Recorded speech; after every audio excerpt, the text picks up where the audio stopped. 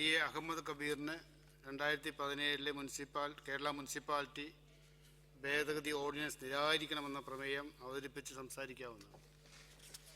Sir, ഈ പ്രമേയം ഞാനിവിടെ അവതരിപ്പിക്കാൻ വളരെ നിർഭാഗ്യകരമായ ഒരു തീരുമാനമാണ്. ഒരു വെല്ലുവിളിയുടെ സ്വഭാവമുണ്ട് സർ ഈ ഭേദഗതിക്ക്. ഞങ്ങൾക്ക് സഭയിൽ ഭൂരിപക്ഷമുണ്ട്. അതുകൊണ്ട് സബ്ജക്റ്റ് കമ്മിറ്റിയിലും ഞങ്ങൾക്ക് അനുകൂലമായ തീരുമാനം ഉണ്ടാവും. പക്ഷേ ഈ വെല്ലുവിളി ആരോടാണ്? UDF-നോട് മാത്രമാണ് നിങ്ങൾ കരുതുന്നില്ല. ഇത് കേരളത്തിലെ ജനങ്ങളോടുള്ള വെല്ലുവിളിയാണ്. കേരളത്തിലെ സ്ത്രീകളോടുള്ള വെല്ലുവിളിയാണ്. നമ്മുടെ ചെറുപ്പക്കാർ മദ്യപാനത്തിന് അടിപ്പെട്ട് ജീവിച്ചാൽ ഞങ്ങൾക്ക് പ്രശ്നമില്ല എന്ന വെല്ലുവിളിയാണ്. ഞാൻ ഉറപ്പിച്ചു പറയാണ്, നിങ്ങൾക്ക് സഭയിൽ ഭൂരിപക്ഷമുള്ളത് കൊണ്ട് ഞങ്ങളെ വെല്ലുവിളിക്കാം. പക്ഷെ ആ വെല്ലുവിളിയിൽ നിങ്ങൾക്കെതിരായൊരു താക്കീതുണ്ട്. അത് കാലം തെളിയിക്കും. യാതൊരു സംശയവും നിങ്ങൾക്ക് വേണം. 925 നമ്മളിപ്പോൾ ഭരണഘടനാ ഭേദഗതിയൊക്കെ പറയുന്നുണ്ടല്ലോ. ശ്രീമൂലൻ രാജാവ് വില്ലേജ് പഞ്ചായത്ത് ആക്ട് കൊണ്ടുവന്ന സ്ഥലമായിരുന്നു. പ്രാദേശിക ഭരണകൂടങ്ങൾക്ക് അധികാരം കൈമാറുന്ന ആശയം EMS മുഖ്യമന്ത്രിയായിരുന്ന കാലത്ത് എൻ്റെ നേതാവ് അഹമ്മദ് കുരുക്കൽ പഞ്ചായത്ത് മന്ത്രിയായിരുന്നു. അന്ന് അദ്ദേഹം പറഞ്ഞു അധികാര വികേന്ദ്രീകരണം ഉണ്ടാവണം. ആ നിയമമാണ് ശ്രീ രാജീവ് ഗാന്ധി ഒരുപാട് എതിർപ്പുകളെ അതിജീവിച്ച് ഇവിടെ കൊണ്ടുവന്നു. ആ ഭരണഘടനാ ഭേദഗതിയാണ് പ്രാദേശിക ഭരണകൂടങ്ങൾക്ക് അന്തസ്സായി ശ്രീമൂലൻ രാജാവ് ആഗ്രഹിച്ച രീതിയിൽ ഒരു പ്രദേശത്തിൻ്റെ ഭരണകൂടത്തിൽ പ്രാദേശികമായ ഇടപെടലിന് അവസരം കൊടുക്കുന്നൊരു തീരുമാനം ഉണ്ടായി. ഇവിടെ 3 വിഷയമുണ്ട്. ഒന്ന്, അധികാര വികേന്ദ്രീകരണം. 2, ഭരണഘടനാ ഭേദഗതിയിലൂടെ പ്രാദേശിക ഭരണകൂടങ്ങൾക്ക് ലഭിച്ച സ്ഥാനം. മൂന്നാമത്തേത് LDF-മായി ബന്ധപ്പെട്ട ഒന്നാണ്. ജനകീയ ആസൂത്രണം കൊട്ടിഘോഷിച്ച് നടത്തിയ ഒരു സംഗതിയാണ്. അവിടെയെല്ലാം നിങ്ങൾ പറഞ്ഞത് പ്രാദേശിക ഭരണകൂടങ്ങളുടെ അവകാശങ്ങളെക്കുറിച്ചായിരുന്നു, അധികാര വികേന്ദ്രീകരണത്തെ കുറിച്ചായിരുന്നു.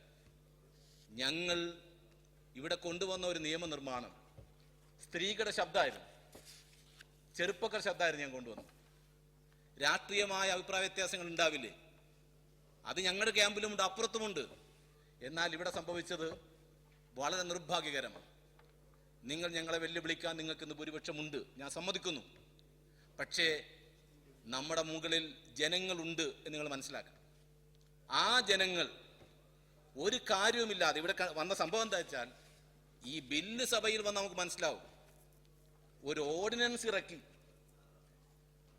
ഈ നിയമം എടുത്തു കളയുന്നത് ഒരു വലിയ കാര്യമാണെന്ന് വിശ്വസിക്കുന്ന ഈ സർക്കാർ ജനപക്ഷത്തല്ല. അത് ശരിയല്ല. അതുകൊണ്ട് ഞാൻ അതിനോട് വിയോജിക്കുന്നു. സൂഫി കവിയായ റൂമിയുടെ ഒരു കവിതയുണ്ട് സർ.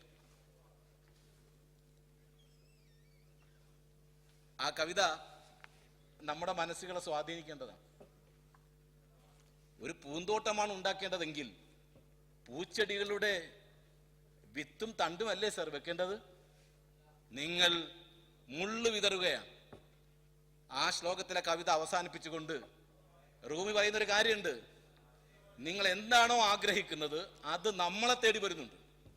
നമ്മൾ എന്താണോ തേടിപ്പോകുന്നത് അത് നമ്മളെ തേടി വരികയാണ്. If there is will there is a way എന്ന് സായിപ്പ് പറഞ്ഞത് അതുകൊണ്ടാണ്. നിങ്ങൾ മനഃപൂർവ്വം ജനഹിതം തകിടം മറിക്കുകയാണ്.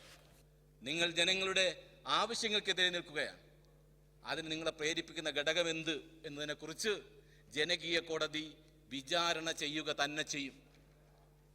EMS മുഖ്യമന്ത്രിയായിരുന്ന കാലത്ത് ഇവിടെ ഭരണപരിഷ്കാര കമ്മിറ്റി വന്നു. അതിൻ്റെ ആ റിപ്പോർട്ട് വായിച്ചിട്ടുള്ളവരെ ഒരു വട്ടം വായിച്ച ആൾക്കറിയാം. അതിനകത്ത് ഊന്നൽ കൊടുക്കുന്നത് പ്രാദേശിക ഭരണകൂടങ്ങളുടെ സ്വാതന്ത്ര്യത്തെക്കുറിച്ചാണ്. 59 പഞ്ചായത്തുകളുടെ അതിർത്തി പുനർനിർണയിക്കുന്ന ഒരു കമ്മിറ്റി വന്നു. ആ കമ്മിറ്റി റിപ്പോർട്ട് ഒന്ന് ഓടിച്ചു നോക്കിയാൽ പോലും മനസ്സിലാകും എന്താണ് അതിൻ്റെ സ്പിരിറ്റ് എന്ന്. 965 വെള്ളോടി കമ്മിറ്റി വന്നു. ഈ റിപ്പോർട്ടുകളുടെ എല്ലാം അടിസ്ഥാനം ജനായത്ത സമ്പ്രദായം പടിപടിയായി വളർന്നു വരണം എന്നുള്ളത് തന്നെയാണ്. അതിനെതിരെയുള്ള ഒരു വികാരമാണിത്. ഈ വികാരത്തെ നിങ്ങൾക്ക് ഭൂരിപക്ഷം കൊണ്ട് സ്ഥാപിക്കാൻ കഴിയും. പക്ഷേ മലയാളികൾ നിങ്ങളുടെ ഈ ഭേദഗതിയെ തള്ളിക്കളയുമെന്ന് താമസം വിന നിങ്ങൾക്ക് ബോധ്യം വരും. ലോക്സഭാ തെരഞ്ഞെടുപ്പിൽ ഞങ്ങൾ ഇത് വിഷയമാക്കും, അത് ജനങ്ങൾ ഏറ്റെടുക്കും. നിങ്ങൾക്കെതിരായ ഒരു ജനവിധിയാക്കി ലോക്സഭാ തെരഞ്ഞെടുപ്പ് മാറ്റിയെടുക്കാൻ ഐക്യജനാധിപത്യ മുന്നണി ഇതൊരു ജനകീയ പ്രശ്നമായി ഏറ്റെടുക്കും എന്ന് മാത്രം പറഞ്ഞുകൊണ്ട് ഞാൻ എൻ്റെ വാക്കുകൾ ഉപസംഹരിക്കുന്നു.